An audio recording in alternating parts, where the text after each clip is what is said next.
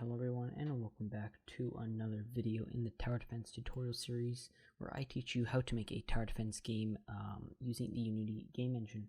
In the last episode, we implemented the placing towers mechanic where the player can move around and then click and place a tower. Now, right now, we can just place one tower, and also there is no money system, so the tower is completely free, which is not what we want. We want the player to have to buy these towers. That's what we're going to be adding in today's video, the money system. So to get started, what you want to do is go to your assets panel, your scripts folder, right click, create C# script, and I'm just going to name this money manager. Now in this script, we're going to open up in Visual Studio. We're going to just get rid of all this starter stuff, and we're just going to have a private float current player money, and we're going to have another private int current player money, and we're going to have a public int starter money right there. We're going to make a few functions, just very basically public int get current money. We're just going to, in this, simply return current player money. That will just allow us to get this value, which is private. I will explain why this is private instead of public in a few minutes, but right now we're just going to make some new, some other functions, and one of those functions is going to be public void add money. We'll do int a, or int amount, so that it's very clear. And what we can do is then just current player money plus equals amount. And then the next one is going to be public void remove money, int amount. And instead of adding, we're just going to do current player money minus equals amount. Alright, so why did I make this variable private instead of public? Well, I don't want other scripts to be able to access this variable itself, because then other scripts could do this dot or this equals certain amount. With this add and remove system, we have to call a function with a known amount to then add or remove money, and then in order to just get this value to know what it is, we will just return it. This is for security reasons, I guess you could say. It also lets this be not accessible, which is very, very cool. And then the starting money is going to be at the start of every round. We're just going to set the current player money to be the starter money, which we can do just by public void start, and then at the start current player money equals starter money. Now that's the money script all done. What we have to do is go back into Unity here, let it recompile. There we go. Right click your hierarchy panel, create empty. I'm just going to name this money manager, and then what you want to do is drag your money manager script onto that object. There we go. You can see starter money is right here. I'm gonna just go with $1,000 right there. So now that we have the money system, we can then move on to the shop. So right click your project panel again, or your scripts folder. Go to create C# script. I'm just gonna name this shop manager, and in here, so what we're gonna be using is a check where we will have int values to show the price of each tower, and then we will also have a reference to the prefab for the basic tower, and then when we start building, we will just send the game object over and compare if the prefab we are building right now is equal to the basic tower, and if it is, then we will subtract the basic tower cost, and then if it's a, let's say, sniper tower, we will subtract the sniper tower cost. If that doesn't make sense, hopefully it will when we write the script, but to get started with the script, we are going to create our money manager reference. So we'll just do money manager, and then I'm going to do public game object basic tower prefab just for now, and then public int basic tower cost.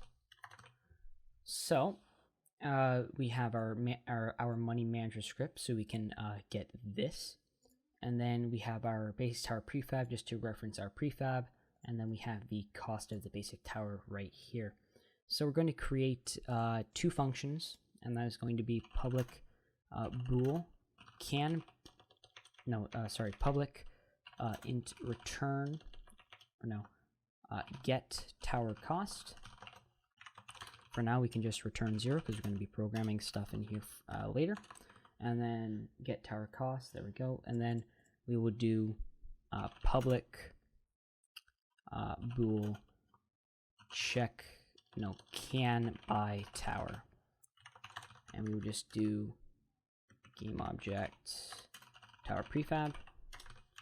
And then inside get tower cost, we're going to do the same thing, game object tower prefab. So this can buy tower, for right now, we can just do return false. Now, sorry for that typing. If you need to pause right now and copy down this code, you can. And that should be enough time for you to pause the video, and we're going to just move on. So inside this get tower cost, we're going to create a int, name it cost. We're just going to return cost. That's so that the function doesn't throw an error. All right, so after we are returning this, we are going to be using if statements. So if tower prefab is equal to basic tower prefab, we're going to set cost equal to basic tower cost, or basic tower cost, return cost, use of unassigned local variable. There we go, you just gotta assign it.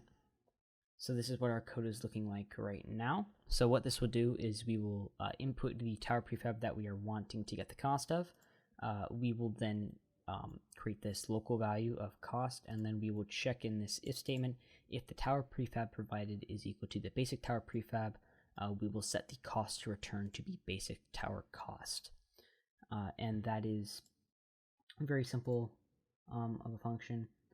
And next thing we want to do is we want to finish the can buy tower function. So to get started, we want to first int cost equals get tower cost. We want to get the cost of the current tower, so we can test against what we have. And then we're going to create a bool can buy. We're going to set that to false. And then if money manager dot get, money manager, what would you name the function? Get current money is greater than or equal to cost, then can buy equals true, and we can just return can buy, and make sure to put your semicolons, and that should be our tower function correctly again. So after this, we want to be able to, whenever the build manager places, we want to check. So we want to run this shop manager script to make sure that we can buy the tower. So what we're going to do is we're going to go into our placement manager over here, scroll all the way up to the top. At the very top, we're going to create a public shop manager, and then what we want to do is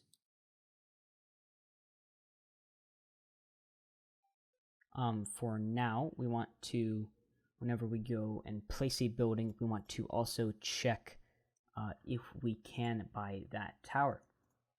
So we're going to do if shop manager dot can buy tower, and then we would just want to do the basic tower prefab for now. Basic tower object, is equal to true. Then we can afford that tower. So this is inside the place building function. If you need time to copy that, you can pause the video right now. That should be enough time. We will continue.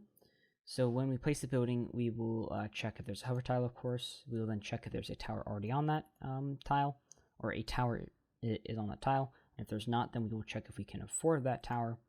And if we can, then we will run all this code. And if we can't, we will just debug.log not enough money, cannot or can't buy the tower. So let's check if all this works. Go back into Unity, right click in your hierarchy panel, create empty, name this shop manager. I want to drag your shop manager script under there. Now we need to drag in our money manager object for that. Then we need to drag in our basic tower prefab, which can be done from the prefabs folder. And then we're just going to set our basic tower cost to be 2,500, just to see if it will detect that we can't buy it. So right now let's see, object reference is not set to an instance of an object. Let's see here. The shop, we need to assign the shop manager as well. So go back into your hierarchy panel, click on placement manager. We need to drag in our shop manager into there. Now we should get a debug saying that not enough money, can't buy this tower. That is good because in our money manager we set our starter money to be 1,000. However, the tower is 2,500. So obviously we cannot purchase that, but if we change that basic tower cost to be 500, we should be able to place that tower. And there we go, we can place that tower. Alright, so the next thing we need to implement is the removal of money by the shop. So we can just go back into Visual Studio here. And then when we place this building, we also want to remove money from the money manager. Now, instead of referencing the money manager in the placement manager, we will just use a shop manager reference, and it's just going to be a function called public. No, do it below. So we're just going to do this in the shop manager script.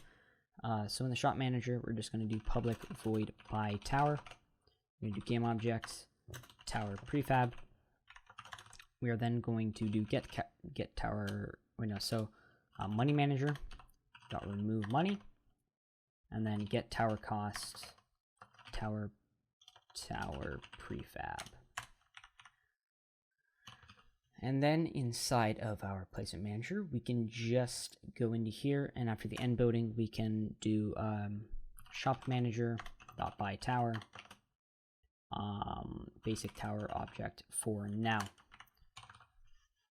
So then what we can do is in the money manager, when we remove money, we can debug.log removed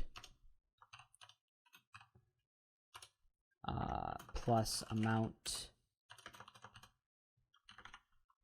from player's money. The player now has, we're just going to add the current player money. So when we go back into play mode, we will see that when we place the tower here, we will see that 500 has been removed from our money, and we now have 500, which is exactly what we should have after paying 500. So that is really all we have for today. I hope you guys enjoyed. A very simplistic episode. We implemented the buying system and all that. But I hope you guys enjoyed. I hope this was helpful. In the next episode, we're going to be adding the UI, I believe. Yes, the building UI. And yeah, I'll see you guys then. Goodbye.